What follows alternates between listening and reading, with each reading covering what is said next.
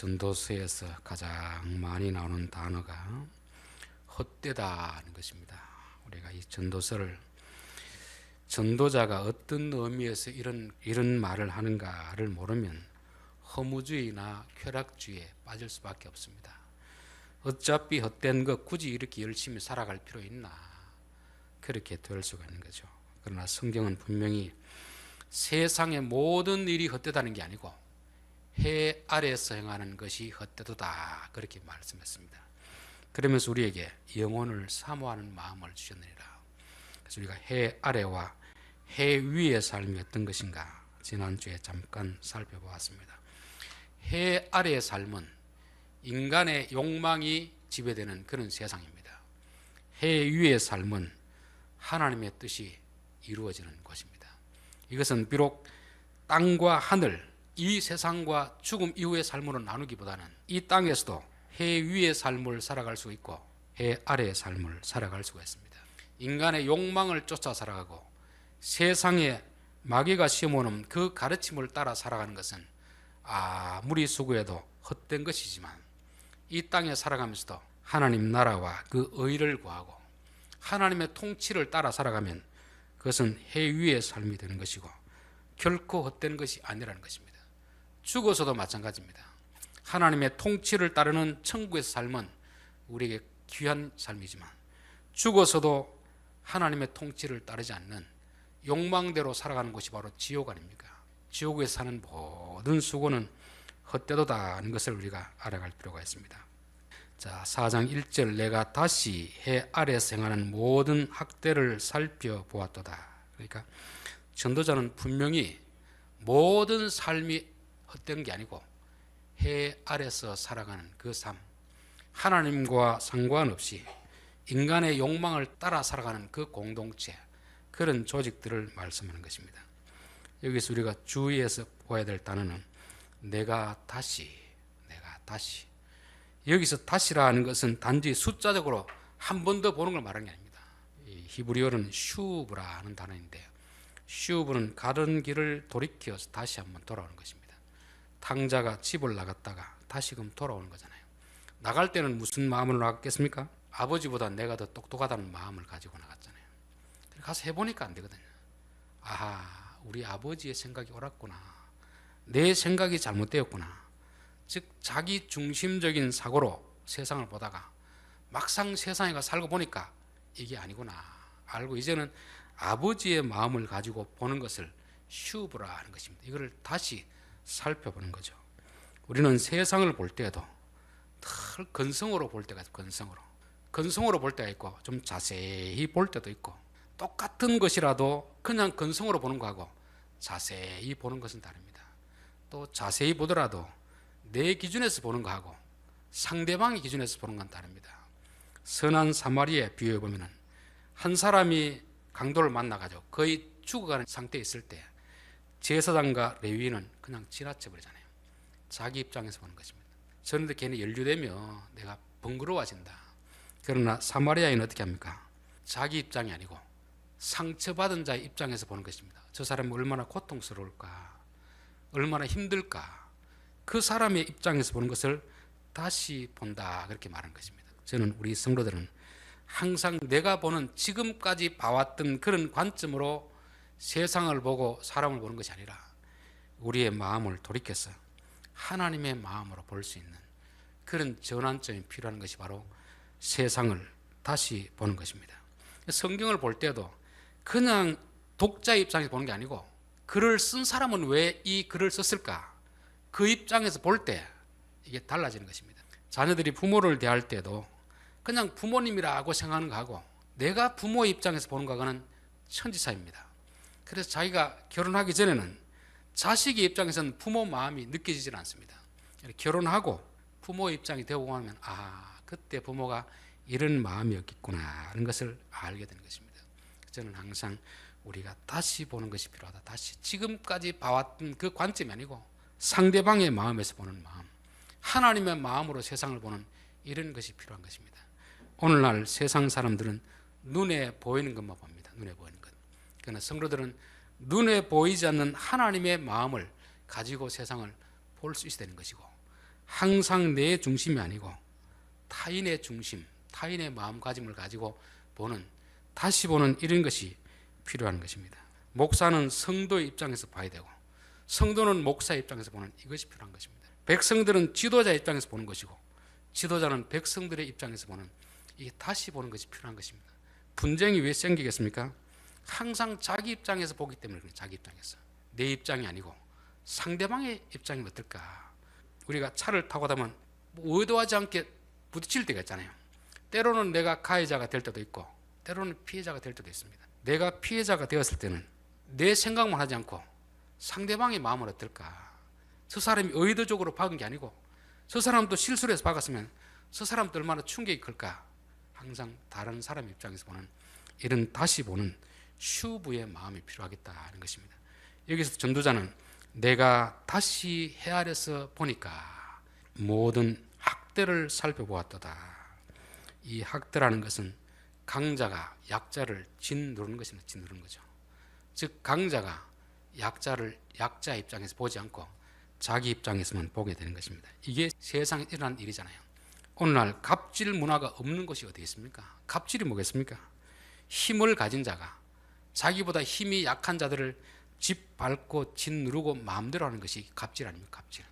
이런 일이 세상에 만연하더라는 것입니다. 이게 군대에도 있고 직장에도 있고 학교에도 있고 병원에도 있고 심지어 교회에도 있습니다. 이런 갑질 문화. 왜 이런 갑질 문화가 일어날까? 우리가 하나님이 사람을 어떻게 창조했는지 모르기 때문에 그런 것입니다. 창세기 1장 27절에 보면은 하나님이 자기 형상 곧 하나님의 형상대로 사람을 창조하시되 남자와 여자를 창조하시고, 남자도 하나님의 형상을 따라 창조했고 여자도 하나님의 형상을 따라 창조했습니다. 그리고 잠언 22장 2절에 보면 가난한 자와 부한 자가 함께 살거니와 그 모두를 지으신 이는 여호와이시니라. 세상에는 가난한 자도 있고 부한 자도 있습니다. 그런데 가난한 자도 하나님이 지으셨고 부한 자도 하나님이 지으셨다는 것입니다. 사람들이 여자냐 남자냐 부자냐 가난하냐 이게 중요한 게 아니고 그 사람 속에 하나님의 형상이 있고 하나님이 지으셨다는 것을 알면 우리가 감히 다른 사람을 학대할 수가 없습니다. 여러분 이삭의 아들 에서와 야곱 있잖아요. 에서는 오늘날 말하면 근육질의 남자입니다. 힘이 센 그런 스타일이죠. 그런데 야곱은 좀 여성스러운 그런 연약한 체질을 가진 사람이 아닐까 그렇게 생각되어집니다. 그런데 이 둘이 이제 마을에 나갔었는데 동네 애들이 에서는 못 건드리는 겁니다. 왜? 힘이 세니까. 그런데 야곱을 괴롭히면 이삭은 어떤 마음이 들겠습니까? 힘이 센 에서도 이삭의 아들이고 힘이 약한 야곱도 이삭의 아들입니다. 그러면 이삭이 아버지 입장에 봤을 때 약한 자를 괴롭히는 친구들을 어떻게 하겠습니까? 벌을 내리지 않겠습니까? 세상은 똑같이 그와 같은 원리로 하나님이 다스리는 것입니다. 하나님이 이스라엘 백성을 애굽에서 건져내시고 나서 10계명을 주고 나서 이런 당부를 합니다. 너희들 나그네를 학대하지 마라. 고아와 과부를 무시하지 마라. 만약 너희들이 그렇게 해서 내게 부르짖으면 내가 가만히 안 있겠다. 고아도 과부도 나그네도 내가 지었다. 그걸 말씀하고 있습니다. 그러니까 세상 사람들이 힘이 있다고 힘이 없는 사람을 학대한다는 것은 하나님이 그들을 지으셨다는 것을 모르는 것이고 그들을 괴롭혔을 때 하나님이 어떻게 벌하시는 것을 모르는 것입니다. 세상에는 힘이 있으면 힘이 없는 자들을 마음대로 해도 된다고 생각하는 것입니다. 그거는 해 아래 사는 사람들의 생각입니다. 해 위에 사는 사람들, 하나님의 창조하심을 아는 사람들은 감히 그렇게 할 수가 없는 것입니다. 비록 나보다 연약한 자일지라도 나보다 지위가 낮더라도 나와 성별이 다르더라도 인종이 다르더라도 약자에게도 하나님은 똑같이 대하시기 때문에 특별히 우리가 약한 자를 학대하는 일은 매우 조심해야 되는 것입니다. 하나님은 심은 대로 거두게 하시는 분이고 행한 대로 갚아주시는 분이기 때문에 그렇습니다. 저는 사회에서 직장에서나 이 나라에서 힘이 있다고 해서 약자들을 괴롭히는 사람을 보면 저 사람들을 하나님을 모르는구나 그런 참 불쌍한 생각이 들 때가 있습니다. 두 번째는 하나님이 왜 강자와 약자로 이렇게 지으셨느냐를 모르기 때문에 그렇습니다. 창세기 2장 18절에 보면 여호와 하나님이 이르시되 사람이 혼자 사는 것이 좋지 아니하니 내가 그를 위하여 돕는 배필을 지으리라 하시니라. 여자를 지으면서 돕는 배필을 지으리라 했습니다. 이것은 유대인의 사고방식을 모르면 단지 여자가 남자를 돕는 존재로만 생각합니다. 유대인의 통합적인 사고방식은 이것은 여자에게만 해당되는 말씀이 아니고 남자에게도 해당되는 것입니다. 여자가 남자를 도와야 되듯이 남자 역시 도와줘야 되는 것입니다. 서로 돕고 사는 협력 관계로서 남자 여자를 지었습니다. 그렇기 때문에 남자는 육체적으로 힘이 강하기 때문에 육체적으로 힘이 약한 여자를 도와줘야 됩니다. 정신적으로 누가 강하겠습니까? 여자가 훨씬 더 강한 것이죠. 육체적으로 힘든 일은 남자가 여자를 도와줘야 됩니다. 정신적으로 힘든 일은 여자가 남자를 도와줘야 됩니다. 그래서 하나님께서 이런 구조를 가지고 똑같은 형제라도 에서는 육체적으로 강한 힘을 주었고 야곱은 영적으로 강한 힘을 주었습니다.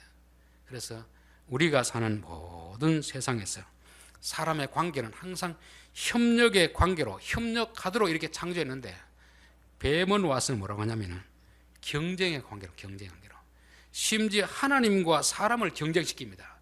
요거 선악과 먹으면 너 하나님처럼 된다고 하는 거잖아요. 서로 협력해야 되는 관계 있는데 경쟁 관계로 만들어버리는 것이죠. 저는 오늘날 우리 학교 문화도 보면 성적으로 다 경쟁을 시켜버리는 거예요. 성적으로. 그렇게 되면 결국 1등하는 사람이 있고 꼴찌하는 사람이 있잖아요. 그렇게 되면 1등하는 사람은 좋지만 꼴찌하는 사람은 어떻게 됩니까? 사람 취급을 못 받잖아요. 사람마다 다 재능이 다르고 다 어떤 그 역할이 다른데 하나의 기준을 가지고 경쟁을 시켜버리면 그때부터 친구가 없어집니다. 원수가 되는 거죠. 형제도 경쟁을 시키면 원수가 됩니다. 교회 안에서도 만약에 목사가 교인들을 줄을 세우면 그때부터 같은 교인끼리 원수가 되는 것입니다. 그래서 저는 사람은 함께 협력하며 살아야 될 이렇게 지었는데 마귀는 우리에게 와서 자꾸 경쟁 관계로 만들어버린 것입니다. 그렇게 되면 그때부터는 원수가 되는 거죠. 저는 이 교회 정치 중에서 가장 그래도 바람직한 것이 장로교라고 보는 장로교.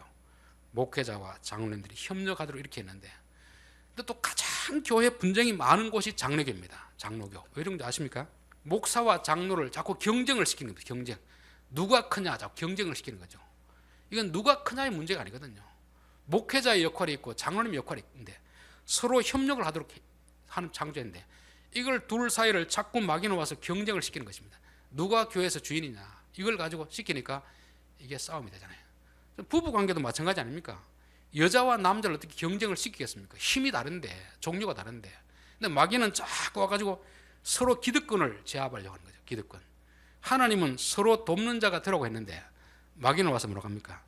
너는 남편의 말을 들을 필요 없고 남편을 다스리라. 남자는 또 그 위에서 다스림을 받기 싫어하는 거죠.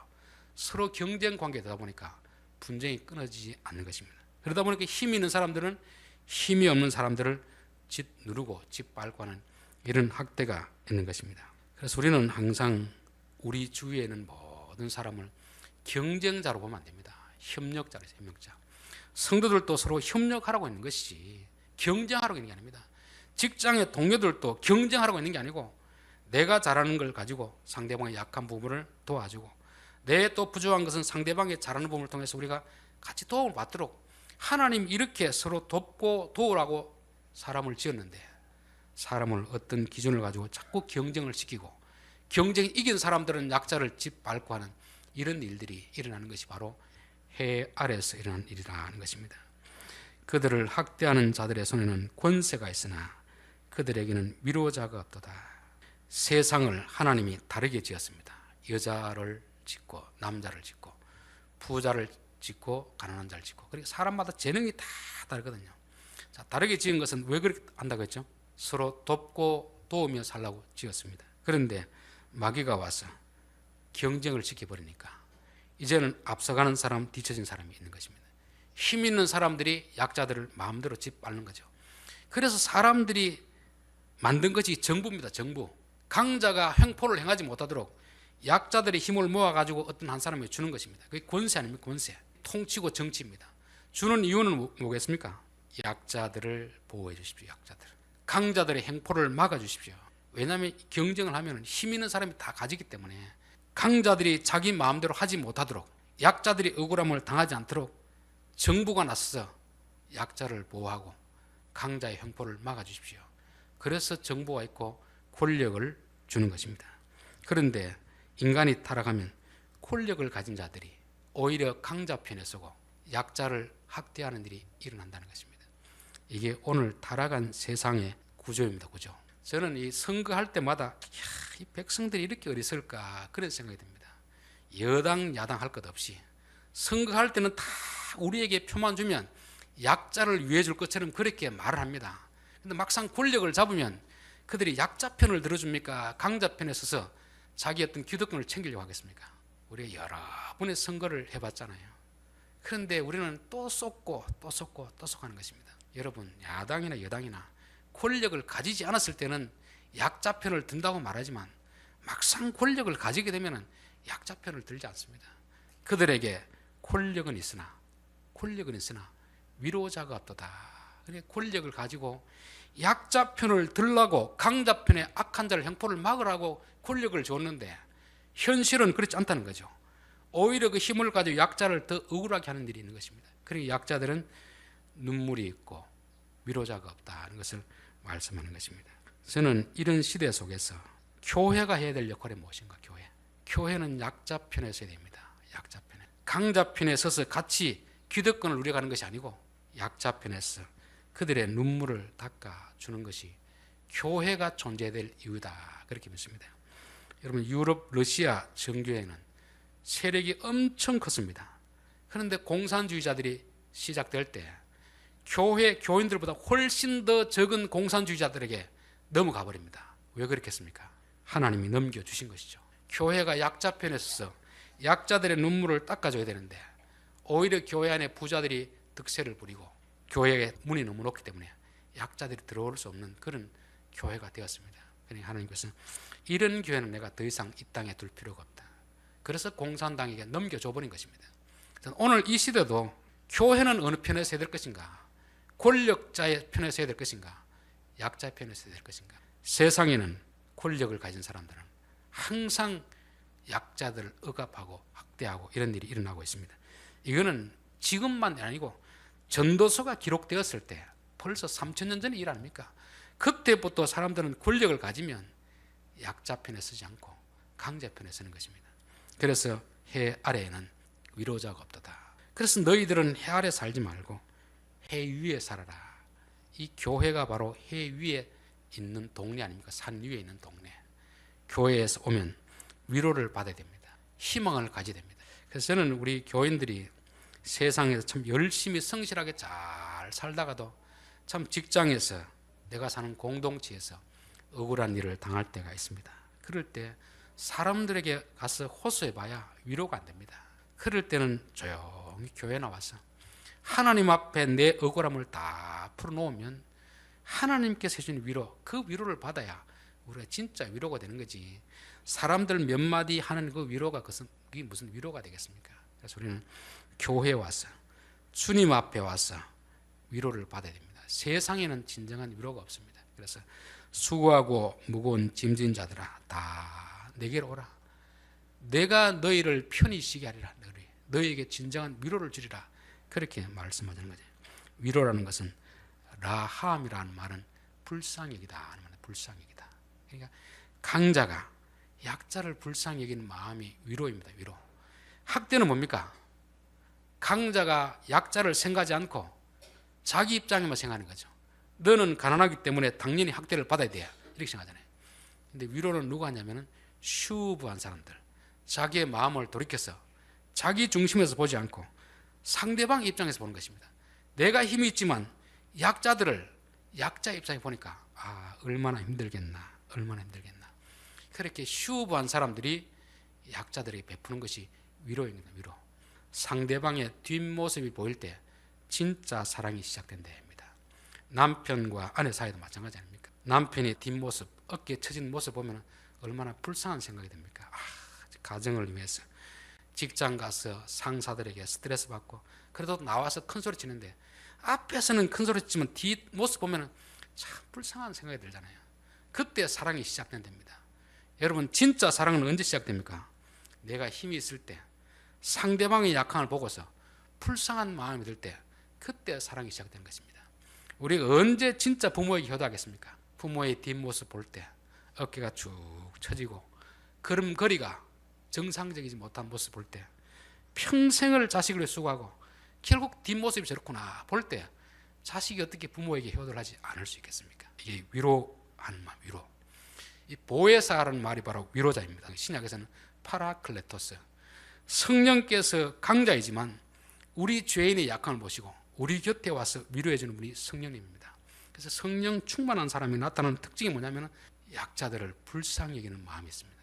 저는 교회가 바로 그런 역할을 감당해야 된다고 봅니다. 그래서 가난한 자는 복이 있나니, 가난한 자는 복이 있나니, 애통하는 자는 복이 있나니, 이들이 결국 하나님께 와서 하나님 위로를 받을 수 있기 때문에 복이 있다는 것을 말씀하고 있습니다.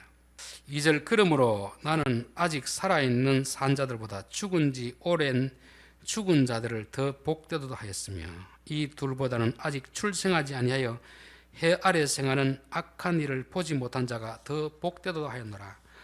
이 말씀도 자칫 잘못하면 정말 절망에 빠질 수 있는 그런 말입니다.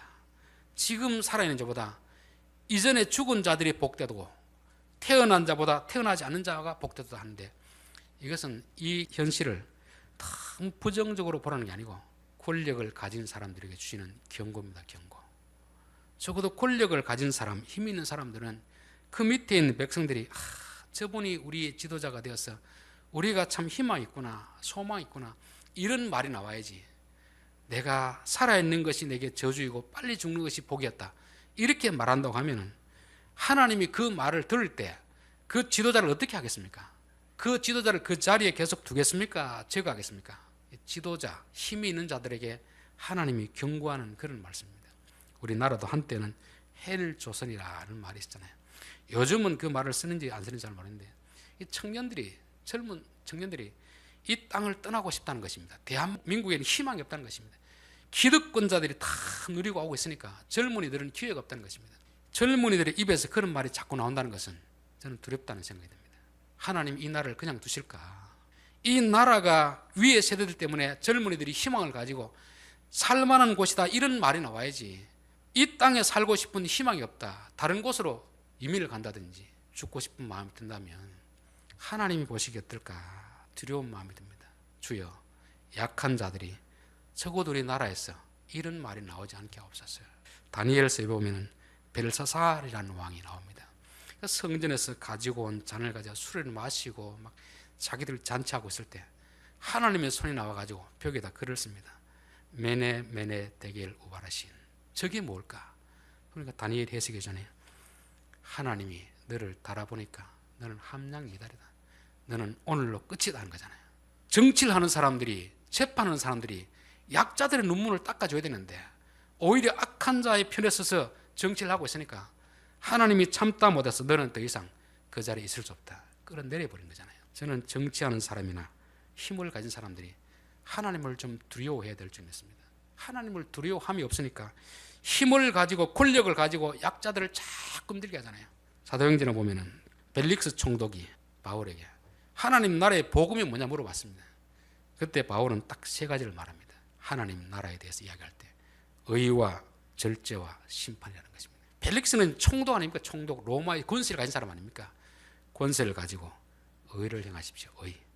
하나님의 의를 행해야 됩니다. 그리고 절제하십시오. 절제. 사적인 욕망을 이루기 위해서 약자들을 학대하지 마십시오. 절제하십시오. 누구나 돈이 있고 권력이 있으면 약자들을 함부로 대하고 싶은 마음이 있거든요. 절제하십시오. 왜냐하면 하나님이 심판하십니다. 권력자들이 주시는 복음은 다른 게 아니면 딱 세 가지입니다. 의를 행하고 절제해야 되고 하나님의 심판이 있다는 것을 기억하면서 다스립시오, 이런 거잖아요. 그래서 저는 힘 있는 자들이 약자들을 핍박하는 거 보면, 약자들에게 눈물을 흘리게 하는 거 보면, 야, 하나님이 저들을 언제 심판하실까 두려운 마음이 있습니다. 하나님은 살아계시다고 했잖아요. 하나님은 약자들의 눈물을 보고 있거든요.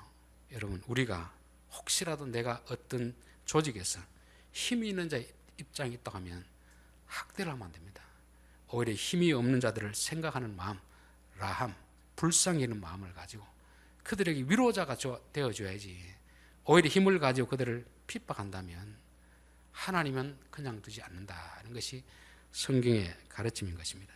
자, 4절 내가 또 본즉 사람이 모든 수고와 모든 재주로 말미암아 이웃에게 시기를 받으니 이것도 헛되어 바람을 잡는 것이로다. 사람이 열심히 수고해서 어떤 자리에 오르면 다른 사람들이 박수를 쳐주기보다 시기 안 됩니다. 시기.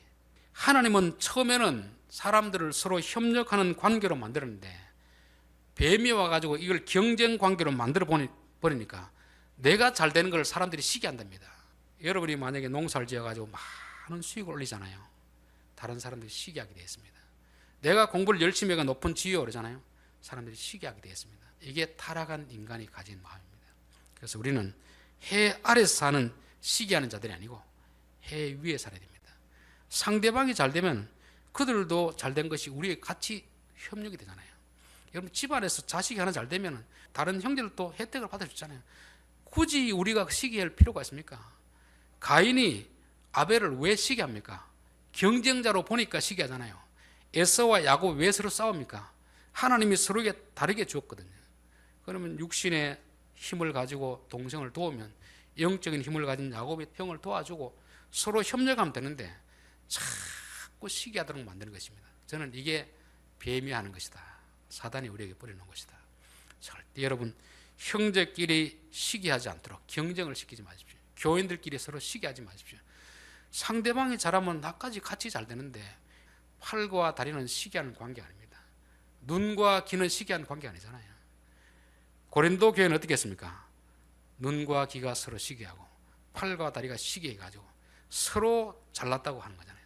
오늘 교회 안에도 똑같은 일이 일어나는 것입니다. 서로 다른 역할이지만 다 같은 몸을 세우는 것인데 우리가 왜 시기하느냐? 바로 사단의 꿰매에 빠졌기 때문에 그렇습니다. 경쟁 관계로 보기 때문에 그런 것입니다. 여러분 사울이 왜 다윗을 시기합니까? 자기 밑에 들어온 군인으로서 충성된 자인데 자기 밑에 두었더라면 자기가 다스리는데 크나큰 도움이 될 사람인데 그걸 시기해가지고 그 다윗을 죽이기 위해서 그렇게 많은 시간 군인들을 낭비하잖아요. 왜 그렇겠습니까? 사단이 속인 게임에 빠지는 것입니다. 우리 성도들은 남이 잘 될 때 박수를 쳐주고 인정해야지 시기하는 것은 우리가 사단의 꿰매에 빠졌다는 것을 말씀합니다. 오늘 4절 말씀을 또 다른 번역에는 이렇게 되어 있습니다. 현대어 성경에 보면 나는 또 사람들이 열심히 일하여 성공하고자 하는 동기가 자기 이웃에 대한 시기 때문인 것을 알았도다. 이것 역시 헛되고 바람을 잡으려는 것과 같은 일이다 하는 것입니다. 거의 비슷한 내용인데 앞에 것은 약자가 강자를 시기하는 것입니다.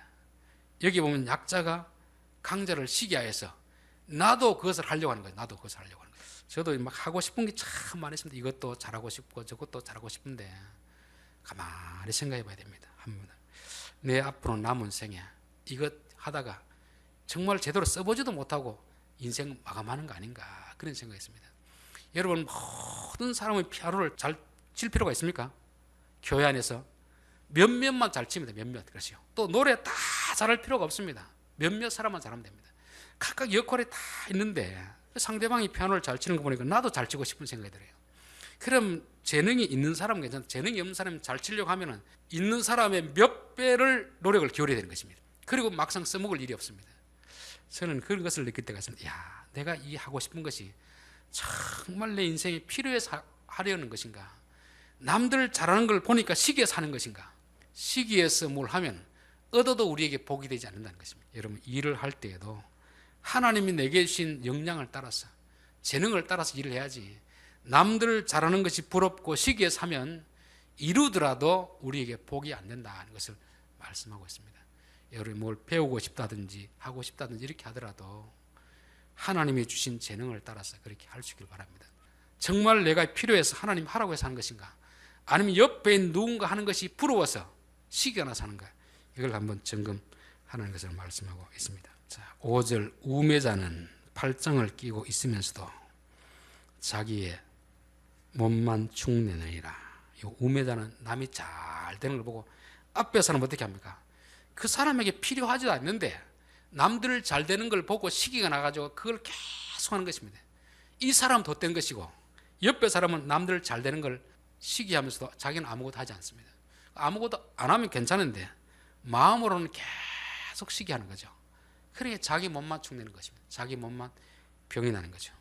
우리 남들 잘 되는 걸 볼 때 시기하지 말고 박수를 쳐주고, 그 사람 잘 되면 결국 우리에게도 혜택이 돌아오는데 그거를 모르고 경쟁 관계를 보니까 남들 잘 되는 걸 시기해가지고 자꾸 끌어내리려고 하고 자기가 또 하려고 하고, 이렇게 하다 보니까 우리의 인생, 길지도 않은 인생을 헛된 일에 보내다가 다 낭비하는 경우가 많이 있습니다.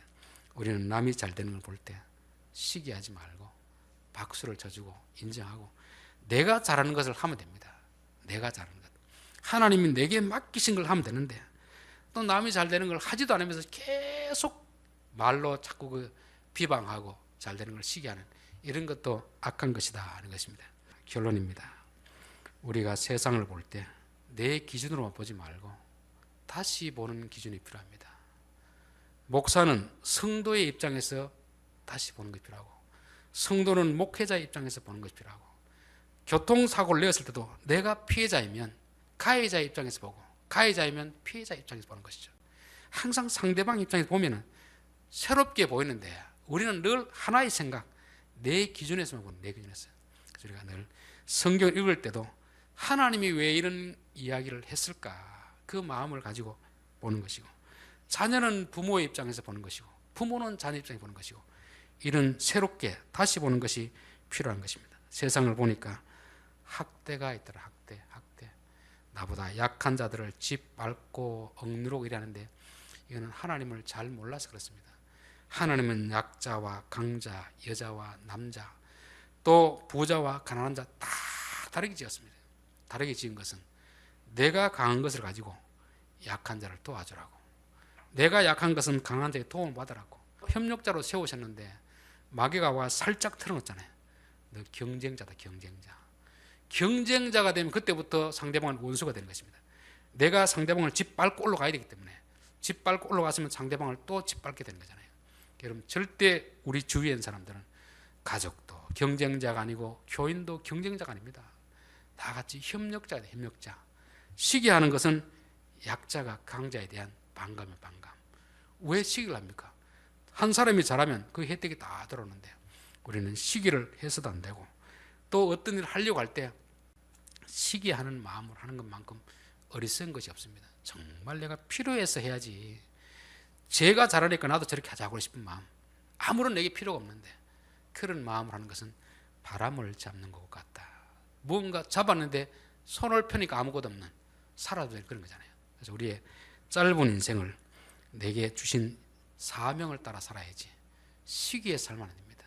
내게 주신 사명을 가지고 약자를 도와주는 일을 해야지 약자를 학대한 일을 하면 하나님이 심판하신다 하는 것입니다. 그래서 항상 의와 절제와 심판이 복음의 핵심이라 하는 것을 우리가 기억하면서 살아야 될 줄 믿습니다. 기도하겠습니다.